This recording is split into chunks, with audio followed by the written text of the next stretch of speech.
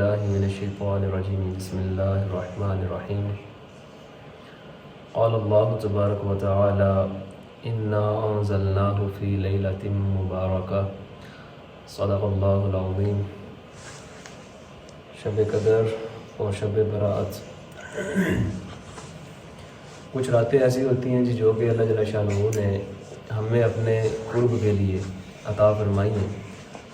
جن میں ہم اعمال تھوڑے کر لیں لیکن ثواب جو ہوتا ہے وہ اللہ جل شانہ زیادہ عطا فرما دیتا ہے۔ تو اس نسبت سے ایک رات آگے آنے والی ہے جس کا نام شب برات ہے۔ اب یہ جو آیت مبارکہ ہے کہ انا انزلناہ فی لیلۃ مبارکہ، کہ ہم نے اس کو نازل فرمایا ہے برکت والی رات میں۔ اب اس حوالے سے مفسرین کا اختلاف ہے، اور اختلاف میں دونوں طرح کے احادیث موجود ہیں۔ بعض نے یہ ذکر کیا کہ اس سے مراد لیلۃ المبارکہ سے لیلۃ القدر ہے جو کہ رمضان شریف میں آتی ہے، اور بعض نے ذکر یہ کیا کہ اس سے مراد شب براءت ہے، یعنی کہ 15 شعبان۔ اب اس حوالے سے بنیاد الطالبین جو کہ شیخ عبد القادر جیلانی پیران پیر، بہت ہی مستند شخصیت، انہوں نے اپنی کتاب میں یہ روایت ذکر کی ہے کہ حضرت عبداللہ بن عباس رضی اللہ تعالیٰ عنہما راوی حدیث ہیں۔ آپ بیان فرماتے ہیں کہ اس آیہ مبارکہ کا ترجمہ اس انداز سے بیان فرمایا حضرت عبداللہ بن عباس رضی اللہ تعالیٰ عنہما نے کہ حامیم، اس سے مراد اللہ جل شانہ نے تمام مخلوق کے جتنے بھی معاملات ہیں ان کا فیصلہ کر دیا۔ کتاب مبین کا لفظ استعمال کیا آگے، اس سے مراد قرآن کریم ہے۔ انا انزلناہ فی لیلۃ مبارکہ، اس سے مراد نصف شعبان ہے، یعنی کہ یہی شب براءت ہے۔ یہ الفاظ پورے جو حدیث میں ذکر کیے گئے۔ اب شب برات جو ہے، یہ ہم جو لفظ استعمال کرتے ہیں اس کی ادائیگی میں بھی ذرا درست ہو جانی چاہیے۔ ایک ہم کہتے ہیں جناب عام جو عوام میں غلط العام ہے لفظ، وہ برات کے لفظ سے زیادہ عام ہے، برات، شادی برات والی برات، ولیمہ والی برات، جبکہ یہ برات نہیں ہے لفظ، اصل میں یہ براءت ہے۔ ٹھیک ہے جی، کیا لفظ ہے جی؟ براءت۔ اب برات را کے بعد الف آ جائے تو برات بن جائے گا۔ اگر ایک تجوید کا قاعدہ ہے، وہ آپ کے گوش گزار کر دیتا ہوں کہ اگر الف کے اوپر کوئی بھی حرکت آ جائے یا جزم آ جائے تو وہ حمزہ میں ٹرن ہو جاتا ہے، حمزہ میں بدل جاتا ہے، وہ الف رہتا نہیں ہے۔ بظاہر الف لکھا بھی ہوتا بھی وہ کیا ہوتا ہے، اس کو حمزہ ہی پڑھا جاتا ہے۔ تو یہاں پہ پھر حمزہ تا زبرات یا حمزہ زبر تا، دونوں طرح سے آپ اس کا اسپیل کر سکتے ہیں۔ تو براءت اصل اس کی جو پروننسیشن ہے، ٹھیک ہے جی، براءت، اس کا مطلب ہوتا ہے آزادی، اور ایک معنی خلاصی کے بھی ہیں اور ایک معنی اس کے بیزاری کے بھی ہیں۔ اب اس میں جو بیزاری ذکر کی گئی ہے دو طرح کی گئی ہے۔ ایک بیزاری یہ ہے کہ اس میں جتنے بھی ظالم لوگ ہوتے ہیں جو اپنی ذات میں ظلم کر رہے ہوتے ہیں، گناہوں والی زندگی گزار رہے ہوتے ہیں، جس وجہ سے وہ اللہ جل شانہ کہ اگر اس کے احکامات اللہ تعالیٰ کے اس کے سامنے ذکر بھی کیے جائیں، جتنی جی آپ قرآن و حدیث کی آیتیں اس کے سامنے پیش کر لیں، لیکن اس بندے کے اوپر اس چیز کا اثر ہونے والا نہیں ہوتا، وہ اس کو قبول کرنا ہی نہیں چاہ رہا ہوتا، چونکہ وہ خواہش نفس کی اتباع میں پڑا ہوتا ہے ہر وقت۔ اور اللہ جل شانہ نے سورہ جاثیہ میں فرمایا کہ آپ نے دیکھا اس شخص کو جس نے اپنی خواہش نفس کو اپنا معبود بنا لیا، اور معبود کہتے ہیں کہ اس کو ہے جس کی عبادت کی جاتی ہے، جبکہ اللہ جل شانہ نے جن کاموں سے منع کیا ہوا ہوتا ہے وہ ہر وقت انہی کی اتباع میں لگا رہتا ہے، انہی اپنی خواہش نفسانی خواہشات کو پورا کرنے کے لیے ہر وقت لگا رہتا ہے، جبکہ وہ اللہ جل شانہ سے ہدایت بھی طلب نہیں کرتا۔ کیوں کہ اسے پتہ ہے کہ میں نے اگر ہدایت مانگی تو یہ نہ ہو کہ مجھے ہدایت مل ہی نہ جائے، میری جو اپنی خواہشات ہیں وہ پوری ہونا بند نہ ہو جائیں گی۔ تو وہ بندہ جو ہوتا ہے نا، وہ اللہ تعالیٰ سے رحمان سے بیزار ہوتا ہے۔ اسی طرح دوسری بیزاری کون سی ہے، جس میں وہ تمام لوگ اللہ جل شانہ کے نیک بندے، اولیاء کرام، مومن، مسلمان، جو کہ اللہ تعالیٰ کا قرب حاصل کرنا چاہتے ہیں، وہ تمام اس طرح کے مظالم جو کہ اللہ تعالیٰ سے دور کرنے والے ہیں، وہ ان تمام مظالم سے خود بیزار ہوتے ہیں۔ ٹھیک ہے، یہ دو طرح کی بیزاری ایک تو ذکر کی گئی۔ اب اس میں یہ ہوتا ہے کہ اللہ جل شانہ بندے کو ڈھیل بھی دیتا ہے، رخصت بھی دیتا ہے۔ کیا بندہ آ سکتا ہے کہ اپنے سیدھے رستے کے اوپر کہ وہ بندہ سیدھا رستہ اختیار کر لے؟ مثال کے طور پر یہ بھی بنیاد طالبین میں حدیث مبارکہ لکھی ہوئی ہے کہ حضور نبی مکرم صلی اللہ علیہ وآلہ وسلم نے ارشاد فرمایا کہ اللہ جل شانہ 15 شعبان کو اپنے بندوں پر خصوصی توجہ فرماتا ہے، مسلمانوں کو، مومن بندوں کو اللہ تعالیٰ بخش دیتا ہے، معاف فرما دیتا ہے، اور جو کافر ہوتے ہیں ان کو اللہ جل شانہ ان کے حال پہ چھوڑ دیتا ہے۔ اسی طرح جو کینہ پرور ہے ان کو بھی اللہ جل شانہ مہلت دے دیتا ہے کہ ہو سکتا ہے کہ وہ اپنا کینہ جو دل میں بغض رکھے ہوئے بیٹھے ہوئے ہیں لوگوں کے خلاف، وہ جو بعض سانپ آستین کا بنے ہوتے ہیں، ٹھیک ہے، وہ لوگ اپنی روش سے باز آ جائیں، اپنے اس معاملے سے باز آ جائیں۔ اگر کافر ہے تو وہ مسلمان ہو جائے۔ اگر کوئی بندہ ایسا ہے جس نے اپنے آپ کو اخلاق رذیلہ میں ملوث کیا ہوا ہے تو وہ اپنے آپ کو ان تمام قبیحہ اخلاق سے دور کر لے، وہ تمام نافرمانیاں جو اللہ جل شانہ کی وہ کر رہے وہ اسے باز آ جائے، تو اس اعتبار سے اللہ تعالیٰ بندے کو ڈھیل بھی عطا کرتا ہے۔ اب جیسے ہم مسلمانوں کے لیے اللہ تعالیٰ نے اس دنیا میں دو طرح کی عیدیں رکھی ہیں، ایک عید الفطر، دوسری عید الاضحیٰ۔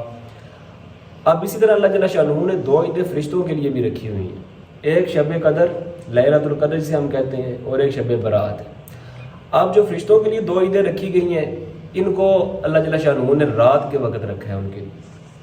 ٹھیک ہے، شب قدر اور شب برات۔ اب اصل وجہ کیا ہے؟ کیونکہ رات ہو یا دن ہو فرشتے سوتے نہیں ہیں، اس لیے ان کے لیے اللہ تعالیٰ نے رات کو یہ دو عیدیں رکھ دی، اور مسلمانوں نے، انسانوں نے سونا ہوتا ہے تو اس لیے اللہ جل شانہ نے دن کو یہ عید الفطر اور الضحیٰ رکھ دی گئی۔ اب دوسرا نقطہ اس میں یہ ہے کہ اللہ جل شانہ نے شب برات کو چھپایا نہیں ہے بلکہ ظاہر کر دیا ہے۔ ہمیں پتہ ہے کہ جناب 15 شعبان کو شب برات ہوتی ہے، ہر بندہ جانتا ہے اس چیز کو، لیکن لیلۃ القدر کو اللہ جل شانہ نے 10 جو آخری دن ہوتے ہیں رمضان کے، آخری جو عشرہ ہوتا ہے اس کی تاک راتوں میں چھپا دیے،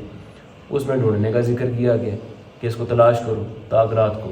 اب اس کی وجہ کیا ہے کہ لیلۃ القدر میں اصل میں اللہ جل شانہ بخشش، مغفرت اور جہنم سے خلاصی عطا فرماتا ہے۔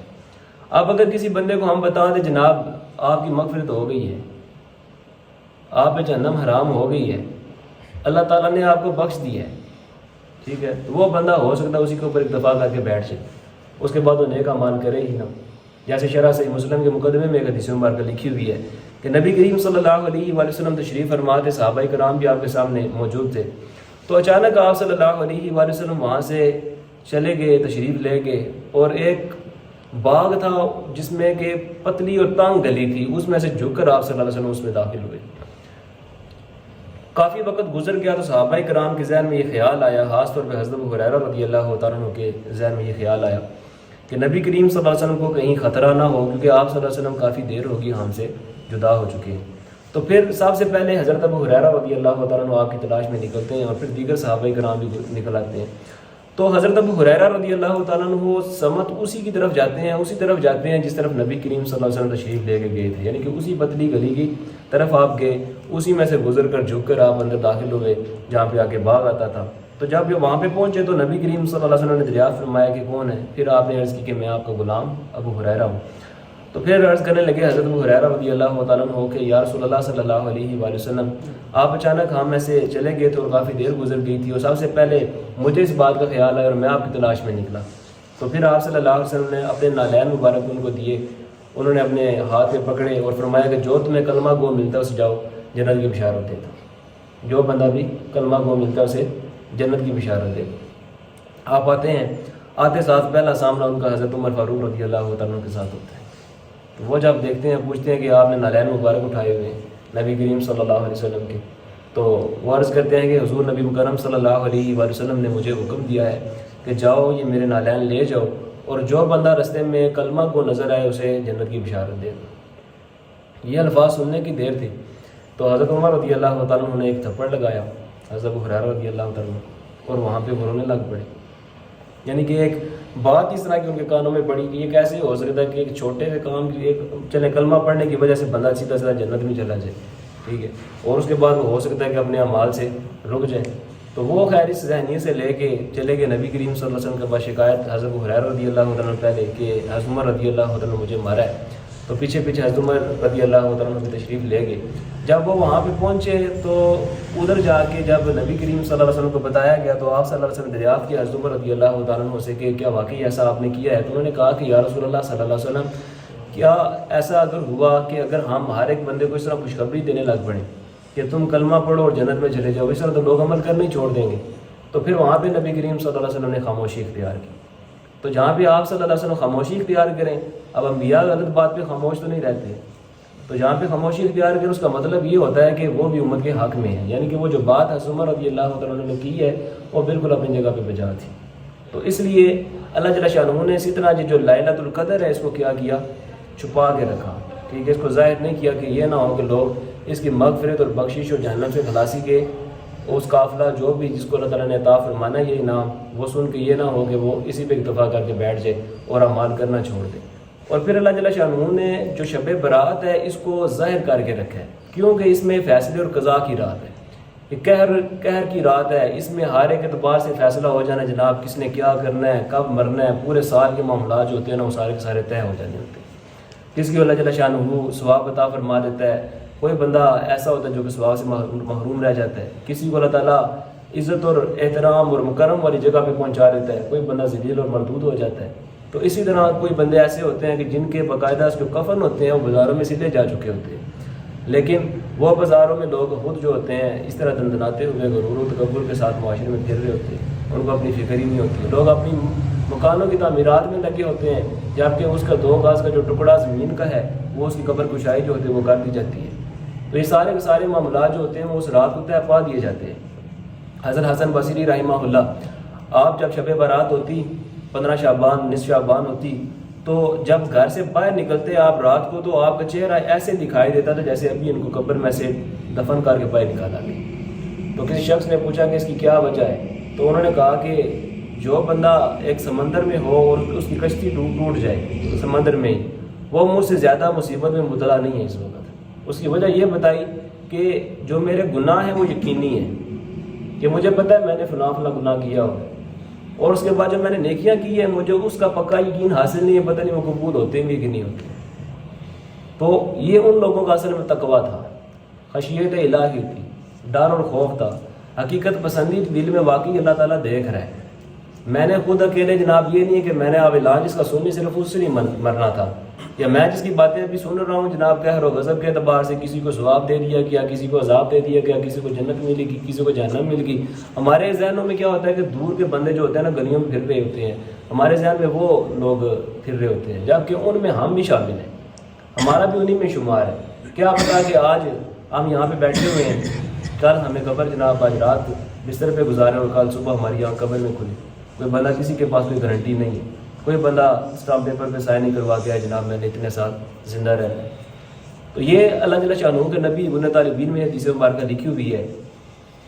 کہ حضرت نبی مکرم صلی اللہ علیہ وسلم نے نصیحت فرمائی حضرت عبداللہ بن عمر رضی اللہ تعالیٰ عنہ کو کہ 5 چیزوں سے پہلے 5 کاموں سے پہلے 5 کام کر لو۔ پہلا کام یہ ذکر کیا کہ تنگی سے جب بندہ اس کے پاس مالداری ہوتی ہے، مالداری سے پہلے یعنی کہ بندہ کیا کرے کہ وہ اس سے پہلے کہ وہ تنگ دست ہو جائے، ٹھیک ہے، وہ بندہ نیکا مال کرنا شروع کر دے۔ اسی طرح وہ بندہ جو کہ صحت مند ہے، اس سے پہلے کہ اس کے اوپر بیماری آ جائے، اس سے پہلے اسے چاہیے کہ اپنے اعمال سیدھے کرنا شروع کر دے۔ اسی طرح وہ بندہ جو کہ زندہ ہے ابھی، اس کے اوپر موت آئی نہیں ہے، اور موت سے پہلے وہ بندہ اس کو زندگی کی نعمت عطا کی گئی، وہ اس کے اوپر عمل کرنا شروع کر دے۔ اسی طرح بندہ جوانی سے پہلے یہ نہ ہو کہ اس کے اوپر بڑھاپا آ جائے، ٹھیک ہے، اس سے پہلے نیک اعمال شروع کر دے، کیونکہ ہم دیکھتے ہیں حقیقت ہے کھلے لفظوں میں ہے کہ جب بندہ بڑھاپے میں جاتا ہے تو اس کے جو اعضائے جسم ہوتے ہیں اس طرح کے مضبوط نہیں رہتے ہیں جیسا وہ جوانی میں ہوتا ہے۔ اب بڑھاپے میں اگر کوئی بندہ سجدہ کرنا چاہے بھی تو وہ اس کے لیے مشکل ہو جاتا ہے سجدہ کرنا، لیکن اگر کوئی بندہ ایسا جوانی میں ہے تو در جوانی توبہ کردن شیوہ پیغمبری، جوانی میں توبہ کرنا پیغمبروں کی سنت مبارکہ ہے، ان کا طریقہ ہے، ٹھیک ہے۔ تو اللہ جل شانہ نے جو بھی ہمیں انعام عطا فرمایا ہے اس کا شکر ادا کرنے کا جو حق ہے وہ یہ ہے کہ انسان اللہ جل شانہ کی عبادت کرے، جو احکامات اللہ تعالیٰ نے دیے ہیں ان کے اوپر عمل کرے، جس سے منع کیا اللہ جل شانہ نے اس انسان باز آئے۔ تو خلاصہ کلام یہ ہے کہ ہمیں اللہ تعالیٰ نے 3 طرح کے زمانے عطا فرمائے ہیں، ایک ہے ماضی، ایک حال ہے اور ایک مستقبل ہے۔ ماضی وہ جو گزر چکا ہے، جو ہم نے زندگی پیچھے گزار دی ہے، وہ ہمارے جتنے بھی معاملات تھے اس کے اوپر ہم صرف پشیمان ہو سکتے ہیں، شرمندگی ہو سکتی ہے، انسان اللہ کی بارگاہ میں رو گڑ گڑا سکتا ہے، توبہ استغفار کر سکتا ہے، لیکن اس کے لیے شرط یہ کہ واقعتاً انسان کو اندر سے اس چیز کی فکر بھی ہو کہ میں واقعی جو میں نے کام کیے ہیں وہ اچھے کام نہیں تھے، وہ سارے کے سارے معاملات جو زندگی میں کر چکا ہوں برے کام کیے ہیں تو وہ مجھے اس کی پوچھ ہونی ہے، اس پہ ندامت ہو، شرمندگی ہو، پھر انسان پکی توبہ کرے، یا ایھا الذین آمنوا توبوا الی اللہ توبۃ نصوحا، کہ ایمان والو توبہ کرو پکی توبہ. تو وہ پھر بندہ کیا کرے، گناہوں سے نکل جائے، اپنی زندگی کو دیکھے کہ میں نے ایسے کون سے معاملات ہیں جن سے مجھے شرمندگی ہو رہی ہے، وہ سارے معاملات پہ ترک کرنے چاہیے. حقیقت تو یہ ہے، یہ رسمی طور پہ آتے ہیں آتی ہیں جناب، ہم بیٹھ جاتے ہیں، 2-4 نفل پڑھ دیتے ہیں، ہم کہتے ہیں جناب بڑا کام کر دیا ہم نے. اصل میں حقیقت یہ ہے کہ آپ کی ہر رات ہی وہ مبارک رات ہے، ہر رات ہی وہ قدر والی رات ہے جس میں آپ اللہ جل شانہ کی عبادت کر لیتے ہیں. ہر دن ہی آپ کا قدر والا دن ہوتا ہے، ہر دن ہی آپ کا مبارک دن ہوتا ہے جس میں آپ نے واقعتاً مکمل طور پہ اللہ تعالیٰ کے بتائے ہوئے طریقے کے مطابق، شریعت کے مطابق آپ نے اعمال کیے ہوئے ہوتے ہیں. وہ اصل میں آپ کی کیا ہوتے ہیں، برکت والے دن ہوتے ہیں. اب اسی طرح ایک ہوتا ہے حال، موجودہ زمانہ، یہ آپ کے اختیار میں ہے. آپ اگر چاہتے ہیں اپنے آپ کو بدلنا، ابھی بدل سکتے ہیں. لا یکلف اللہ نفسا الا وسعها، اللہ تعالیٰ بندے پر سے طاقت سے بڑھ کر بوجھ نہیں ڈالتا ہے. لیکن علیم اللہ انکم کنتم تختانون انفسکم، بے شک اللہ جانتا ہے کہ تم اپنے نفسوں سے خیانت کر رہے ہیں. ٹھیک ہے، ہم نے کسی کو دھوکہ وغیرہ نہیں دیا ہوگا. یا ایھا الانسان ما غرک بربک الکریم، اب اللہ تعالیٰ خود اپنے بندے سے پوچھ رہا ہے، اے انسان تجھے اپنے رب سے کس چیز نے دھوکے میں ڈال رکھا ہے. تو وہ جو جتنی بھی چیزیں ایسی ہیں جن سے ہم دھوکے میں پڑے ہوئے ہیں، ان کو اپنی زندگی سے ہمیں نکالنا ہوگا. اب رہا مستقبل، تو اس کا کوئی پتہ نہیں جناب، کہ وہ ہم سوچتے کچھ ہے ہوتا کچھ ہے. ہماری زندگی کے معاملات، خواہشات جو ہوتی ہیں وہ تو بڑھتی چلی جاتی ہیں، وہ تو قابو میں آنے والی ہوتی ہی نہیں ہیں. بخاری شریف کے حدیث مبارکہ کہ حضور نبی مکرم صلی اللہ علیہ وآلہ وسلم قبرستان میں تشریف فرما تھے اور صحابہ کرام وہاں پہ موجود تھے، اور آپ صلی اللہ علیہ وسلم نے ایک چھڑی کے ساتھ ایک خط کھینچا، ایک لائن کھینچی، اور پھر آپ صلی اللہ علیہ وسلم نے شاخیں بنانا شروع کر دی سائڈوں پہ. تو پھر آپ صلی اللہ علیہ وآلہ وسلم نے ہر شاخ کے اوپر خواہش خواہش خواہش خواہش خواہش لکھنا شروع کر دیا، اور مڈ میں آ کے درمیان میں آپ صلی اللہ علیہ وسلم نے کیا کیا، وہاں پہ موت لکھ دیا، اور اس کے اوپر پھر خواہشات لکھنا شروع کر دی. یعنی کہ حضرت انسان کی جو خواہشات ہے وہ ختم ہونے والی نہیں ہوتی، جبکہ اس کی زندگی کے درمیان ایک آڑ آ جاتی ہے، اس کا نام کیا ہے، موت. تو حضرت انسان کو جو دنیا میں اللہ تعالیٰ نے پیدا کیا ہے، جو ہمیں اس دنیا میں بھیجا ہے، جو مجھے بھیجا ہے، ہر بندہ انفرادی طور پہ اپنے آپ کو سوچے.